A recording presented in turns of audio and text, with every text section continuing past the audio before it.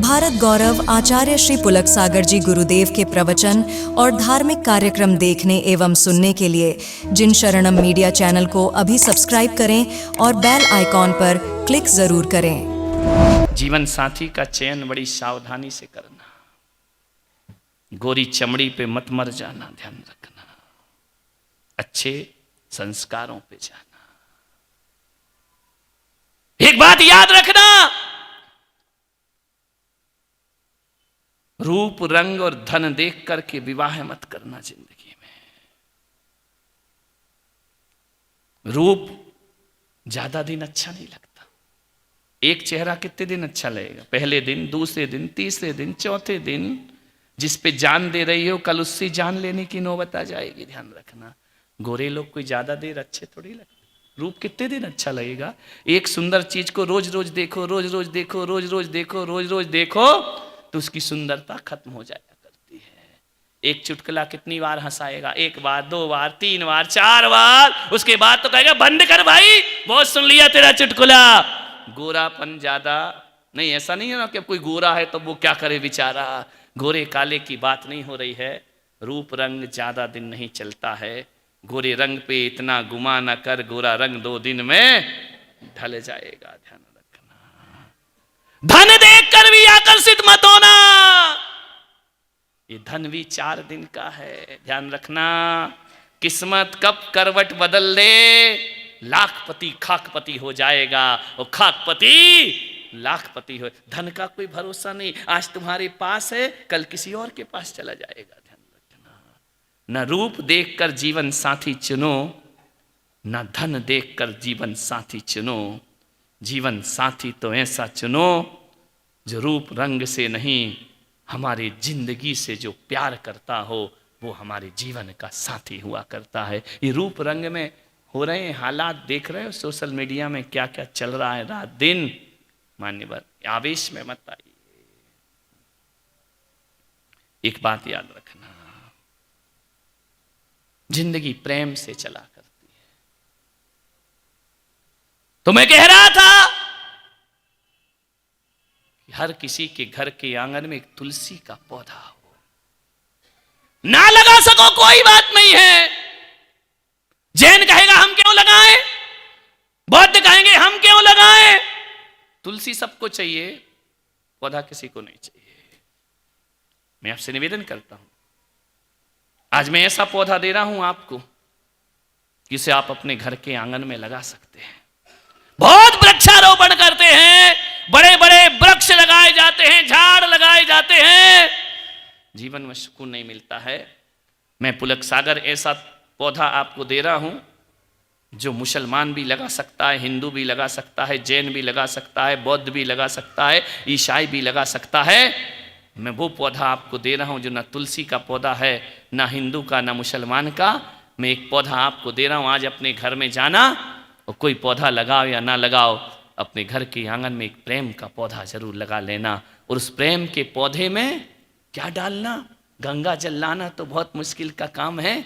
मैं कहता हूं कि प्रेम के पौधे में समर्पण का जल डालते रहना, तुम्हारे घर की खुशियां दुगनी होते जाएंगी। तुम्हारा घर दिवाली और होली में परिवर्तित होता जाएगा। एक प्रेम का पौधा लगाओ हर घर के आंगन में। समझदारी और समर्पण। घर में झगड़े किसके होते हैं? ना समझी के झगड़े होते हैं। थोड़ी सी समझदारी रख लो तो बड़े से बड़ा क्रोध भी हमारे घर से दूर भाग। ना समझी के झगड़े, कोई मूल्य नहीं उन झगड़ों का।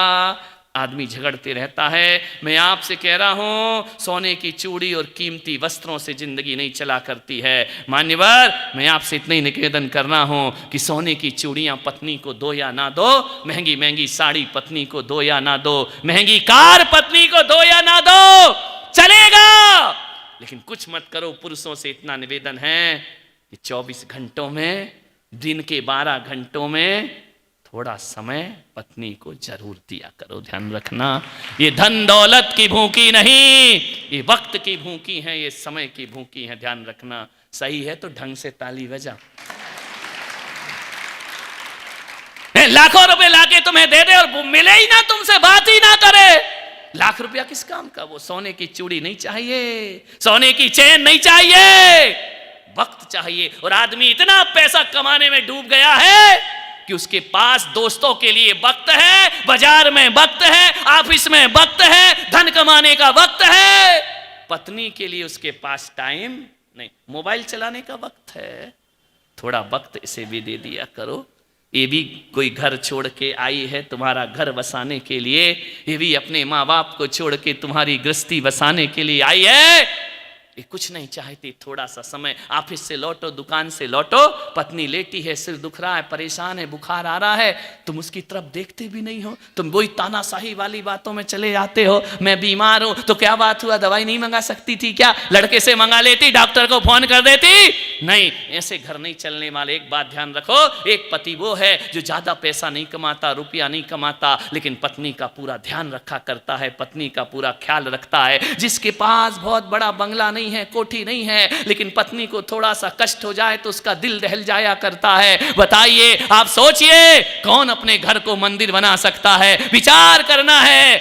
आप आओ घर लौट करके, पत्नी बीमार है, कहना चल उठ, खाना बाद में खाएंगे, बैठ गाड़ी में, सबसे पहले मैं तुझे डॉक्टर के पास ले जाता हूं, तेरा इलाज कराता हूं। इतना यदि किसी पति ने बोल दिया ना, इतना भी बोल दिया, मैं विश्वास दिलाता हूं 50% से दर्द उसका अपने आप दूर हो जाया करता है। मेरे पति ने मुझे पूछा तो है, घर में कौन पूछेगा, वो भी पराए घर की लड़की आई है, वह भी तुम्हारे घर में बहू बन करके आई है, अरे उसकी भी कम उम्र है, वो भी चाहती है लोग उसे पूछे, तुम नहीं पूछना, पति पूछना नहीं चाहता, देवर जेठानी पूछना नहीं चाहते, सास बहू, ये तुम्हारी बहनें, ये भी कोई कम नहीं है, ध्यान रखना। बहुत कड़वे कड़वे वचन बोला करती है, व्यंग्यवाण किया करती है, उसको ये हंस हंस के सह लिया करती है। कब तक सहेगी, कौन बोलेगा उससे? एक नारी अपने सारे अरमान अपने पति से जोड़ करके आती है, और पति ही यदि उसकी उपेक्षा करता है तो घर स्वर्ग नहीं नरक जैसा दिखाई देने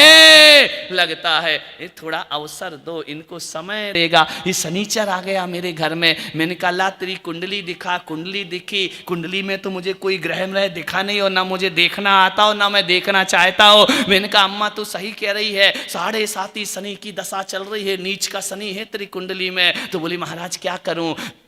मैंने कहा सुखी रहना चाहती? बोले हाँ। मैंने कहा जो बहू रानी ले आई ये तेरे दुख का कारण है? तो बोली महाराज कुछ ऐसा बताओ कि मेरा बेटा तलाक दे दे मेरी बहू को। अरे मैंने कहा धत तेरे की बेटे का सत्यानाश चाहती है क्या? जैसे तैसे एक मिली है, दूसरी और रणचंडी आ गई। तो मैंने कहा तेरा तो बेड़ा पार हो जाएगा, ध्यान रखना। तो बोली महाराज क्या करूं? मैंने कहा एक काम कर, मेरा कहना मानेगी? बोले हाँ। तो बोले क्या कहना? मैंने कहा एक काम करना, तेरा शनि उतारना है, बहू सही करना है। बोले हाँ हाँ महाराज सही करना है। तो मैंने कहा शनि उतारना है तो एक काम कर, 5 ग्राम लोहा दान कर दे। बोले 5 ग्राम? आप कहो तो 10 किलो दान कर दूं, मेरे घर में खुशियां आ जाए, 10 किलो लोहा दान कर दूंगी।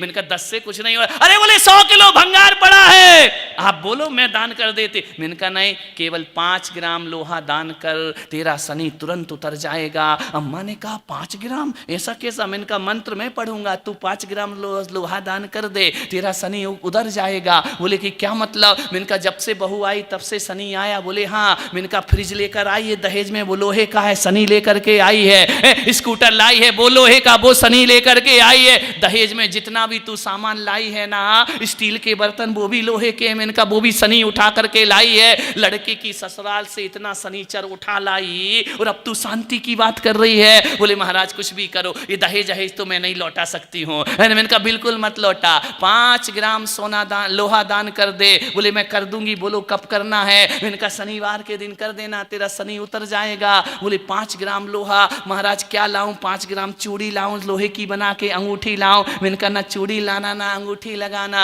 तो बोले क्या करूं? मैंने कहा कमर में जो 5 ग्राम लोहे की चाबी लटक रही है, ये बहू को दान में दे दे, तेरा घर अपने आप शनि से मुक्त हो जाएगा। ध्यान रखना। तुम क्या समझे कि 5 ग्राम लोहे का टुकड़ा? अरे वो चाबी लोहे की तो है ना। इनका 5 ग्राम बहू को दे दे, तेरा शनि अपने आप उतर जाएगा। ध्यान रखिए, मान्यवर सोचना है आपको, घरों को स्वर्ग बनाओ। छोटी छोटी बातों पर घर मत टूटने दो।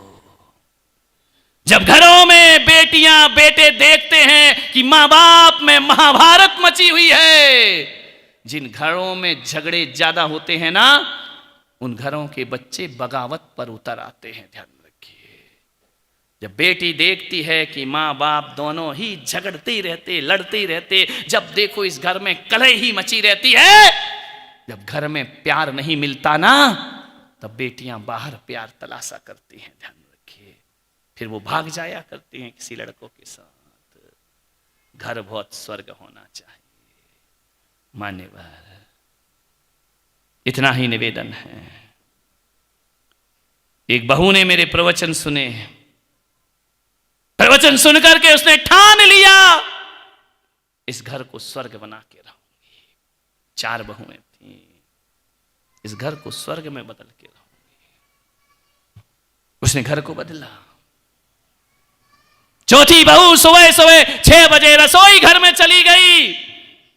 जो 8 बजे 9 बजे उठती थी, 6 बजे चली गई, नाश्ता बना रही, चाय बना रही। सास ने देखा रसोई घर में कोई बिल्ली इल्ली आ गई क्या, खटपट की आवाज कैसे आ रही। ननद ने कहा, मम्मी बिल्ली नहीं आई, वो दिल्ली वाली आई है। तो बोले, क्या कर रही है, चुपचाप देखो, नाश्ता बना रही है। ये नाश्ता बनाएगी जिंदगी में कभी? नाश्ता बनाया, रखा, मम्मी जी नाश्ता करी। सास ने देखा ये कैसी बदल गई भाई, नाश्ता करिए, इतनी देर में तो मंदिर से आ जाती, तब तक सोती रहती, आज नाश्ता कैसे करूं? बोले, महाराज ने अपने प्रवचन में कहा है कि घर को स्वर्ग बनाना है तो भूखे को भोजन देना चाहिए। सास ने कहा, तेरा सत्यानाश हो, नाश्ता भी दे रही हो, बोल रही भूखे को भोजन दे दो। ए तू घर को स्वर्ग बना रही कि महाभारत बना रही? बोले, मम्मी चुपचाप खा लो, चुपचाप खा लो, जो भी बनाया खा लो, भूखे को भोजन देना धर्म हुआ करता है। बोले, तो ना जाने आदमी ने क्या सोच रखा है कि घर के दरवाजे पे भिखारी हो, वही भूखा होता, उसको ही देना धर्म है। मैं कहता हूं भिखारी को भोजन देना बाद में धर्म है। घर में तुम्हारी सास रात्रि में जल नहीं पीती, भोजन नहीं पीती, 12 घंटे से भूखी है, उसका भोजन कराना, नाश्ता कराना पहले किसी पारणा कराने से ज्यादा पुण्य का काम हुआ करता है। ध्यान रखना। वह भी तो भूखी है ना, वह रात में पानी नहीं पीती, रात में जल नहीं पीती है, अन्न नहीं खाती है, रात्रि में भोजन नहीं करती है। आप बताइए, बाहर खड़े भिखारी को भोजन देना पुण्य होगा या इस तपस्विनी माँ को भोजन देना पुण्य हुआ करता है? ध्यान रखिए। मैं तो आपसे इतना ही निवेदन करता हूँ। उस बहू ने कहा, माँ आज के बाद नाश्ता मैं बनाऊंगी, भोजन मैं बनाऊंगी, बाहर के भूखों को देना उतना पुण्य नहीं है जितने घर के तपस्वियों को भोजन कराना पुण्य हुआ करता है। उपवास में क्या होता है, 12 घंटे ही तो अन्न जल का त्याग किया जाता है ना। और कोई सासू कोई ससुर यदि 12 घंटे तक रात में अन्न जल ग्रहण नहीं करता है तो हमारे शास्त्र कहते हैं कि उसे 1 साल में 6 महीने पूर्ण उपवास करने का फल प्राप्त हुआ करता है। और सुबह से किसी बहू ने उन्हें नाश्ता दूध बनाकर दे दिया, मैं कहता हूं वो पारणा से कम नहीं हुआ करता है। ध्यान रखना, अपने घरों को स्वर्ग बनाना है, इस तरह की जिंदगी जीना प्रारंभ